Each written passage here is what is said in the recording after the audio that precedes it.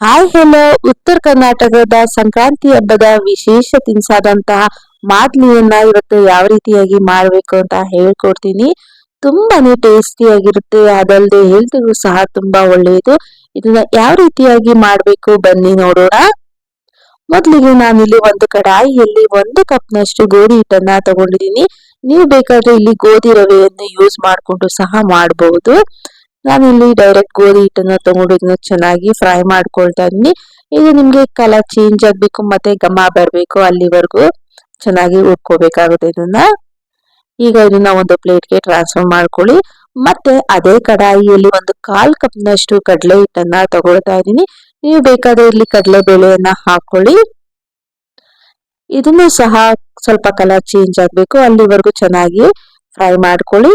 ಇದನ್ನು ಸಹ ಅದೇ ಪ್ಲೇಟ್ಗೆ ಹಾಕೊಳ್ತಾ ಇದ್ದೀನಿ. ನಂತರ ಮತ್ತೆ ಅದೇ ಕಡಾಯಿಗೆ 1/4 ಕಪ್ನಷ್ಟು ಅಕ್ಕಿ ಹಿಟ್ಟನ್ನ ತಗೊಳ್ತಾ ಇದ್ದೀನಿ. ನೀವು ಬೇಕಾದ್ರೆ ಇಲ್ಲಿ ಅಕ್ಕಿಯನ್ನ ತಗೊಳ್ಳಿ. ಇದನ್ನು ಸಹ ಚೆನ್ನಾಗಿ ಫ್ರೈ ಮಾಡಿಕೊಂಡು ಅದೇ ಪ್ಲೇಟ್ಗೆ ಹಾಕೋಬೇಕಾಗುತ್ತೆ.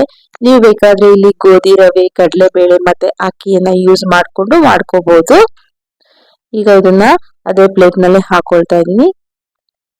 ನಂತರ ಅದೇ ಕಡಾಯಿಯಲ್ಲಿ 1/2 ಕಪ್ಗಿಂತ ಕಡಿಮೆ ಹುರ್ಗಡ್ಲೆಯನ್ನ ತಗೊಂಡು ಅದನ್ನು ಸಹ ಚೆನ್ನಾಗಿ ಫ್ರೈ ಮಾಡ್ಕೊಳ್ಳಿ. ಈಗ ಇದು ಸ್ವಲ್ಪ ಫ್ರೈ ಆದ್ಮೇಲೆ ಸ್ಟವ್ ಅನ್ನ ಆಫ್ ಮಾಡಿ ಇದಕ್ಕೆ 1/2 ಕಪ್ನಷ್ಟು ಕೊಬ್ಬರಿ ತುರಿಯನ್ನ ಹಾಕಿ ಅದೇ ಬಾಣಲೆಯಲ್ಲಿ ಚೆನ್ನಾಗಿ ಬಾಡಿಸ್ಕೊಳ್ಳಿ. ಈಗ ಸ್ಟವ್ ಅನ್ನ ಆಫ್ ಮಾಡ್ಕೊಂಡು ಈಗಾಗಲೇ ನಾವು ಫ್ರೈ ಮಾಡಿಟ್ಕೊಂಡಿರುವಂತಹ ಹಿಟ್ಟು ಏನಿರುತ್ತಲ್ಲ ಅದನ್ನ ಮಿಕ್ಸ್ ಮಾಡ್ಕೊಂಡು ಒಂದು ಚಿಟಕಿ ಉಪ್ಪನ್ನ ಹಾಕೊಂಡು ಒಮ್ಮೆ ಚೆನ್ನಾಗಿ ಮಿಕ್ಸ್ ಮಾಡ್ಕೋಬೇಕಾಗುತ್ತೆ. ಈಗ ಇದಕ್ಕೆ ಸ್ವಲ್ಪ ಸ್ವಲ್ಪನೇ ನೀರನ್ನ ಮಿಕ್ಸ್ ಮಾಡ್ಕೊಳ್ತಾ ಚಪಾತಿ ಹಿಟ್ಟಿನ ಅದಕ್ಕಿಂತ ಇನ್ನೂ ಸ್ವಲ್ಪ ಗಟ್ಟಿಯಾಗಿ ಕಲಿಸ್ಕೋಬೇಕಾಗುತ್ತೆ. ತುಂಬಾ ತೆಳ್ಳಗೆ ಕಲಿಸ್ಕೋಬಾರ್ದು. ನಿಮ್ಗೆ ಎಷ್ಟು ಬೇಕೋ ಅಷ್ಟು ನೀರನ್ನ ನೋಡ್ಕೊಂಡು ಹಾಕೊಂಡು ಈ ರೀತಿಯಾಗಿ ಗಟ್ಟಿಯಾಗಿ ಕಲಿಸ್ಕೋಬೇಕಾಗುತ್ತೆ. ಈಗ ಕಲಿಸ್ಕೊಂಡು ಆದ್ಮೇಲೆ ಇದರಲ್ಲಿ ನಾನು ಈ ರೀತಿಯಾಗಿ ಮೀಡಿಯಂ ಸೈಜ್ ಸ್ವಲ್ಪ ದಪ್ಪಗೆ ಉಂಡೆಗಳನ್ನ ಮಾಡ್ಕೊಳ್ತಾ ಇದ್ದೀನಿ. ನೋಡ್ತಾ ಇರ್ಬೋದು, ಈ ರೀತಿಯಾಗಿ ನಾನ್ ತಗೊಂಡಿರುವಂತ ಕ್ವಾಂಟಿಟಿಯಾಗಿ 2 ರೊಟ್ಟಿಗಳಾಗುತ್ತೆ. ಈಗ ಇದನ್ನ ಸ್ವಲ್ಪ ಗೋಧಿ ಹಿಟ್ಟನ್ನ ಹಾಕೊಂಡು ಚಪಾತಿನೆಲ್ಲ ಯಾವ ರೀತಿಯಾಗಿ ಲಟ್ಟಿಸ್ಕೊಂತೀರಾ ಅದೇ ರೀತಿಯಾಗಿ ಲಟ್ಟಿಸ್ಕೋಬೇಕಾಗುತ್ತೆ. ಇದು ತುಂಬಾ ತೆಳ್ಳಗೆ ಬೇಕಾಗಲ್ಲ, ನಾರ್ಮಲ್ ಒಂದು ಸೈಜ್ ನಲ್ಲಿ ಲಟ್ಟಿಸ್ಕೊಂಡ್ರೆ ಸಾಕು. ಈ ರೊಟ್ಟಿ ಎಲ್ಲ ಲಟ್ಟಿಸ್ಕೊಂತಿರಲ್ಲ ಆ ರೀತಿಯಾಗಿ. ಈಗ ಕಾದಿರುವಂತಹ ಹೆಂಚಿನ ಮೇಲೆ ಈ ಮಾಡಿಟ್ಕೊಂಡಿರುವಂತಹ ಏನಿರುತ್ತಲ್ಲ ರೊಟ್ಟಿ ಅದನ್ನ ಹಾಕೊಂಡು 2 ಕಡೆಯಿಂದ ಸ್ವಲ್ಪ ಕಲರ್ ಚೇಂಜ್ ಆಗ್ಬೇಕು, ಅಲ್ಲಿವರೆಗೂ ನೀವು ಇದನ್ನ ಬೇಯಿಸ್ಕೋಬೇಕಾಗುತ್ತೆ. ನೋಡಿ, ಇದೇ ರೀತಿಯಾಗಿ ನಾನು ಇನ್ನೊಂದು ರೊಟ್ಟಿಯನ್ನು ಸಹ ಮಾಡಿಟ್ಕೊಂಡಿದ್ದೆ, ಅದನ್ನು ಸಹ ಇದೇ ರೀತಿಯಾಗಿ ಬೇಯಿಸ್ಕೊಂಡಿದ್ದೀನಿ. ಈಗ ಇದನ್ನ ಫೋಲ್ಡ್ ಮಾಡಿಕೊಂಡು ಒಂದು ಪ್ಲೇಟ್ಗೆ ಹಾಕೋಬೇಕಾಗುತ್ತೆ.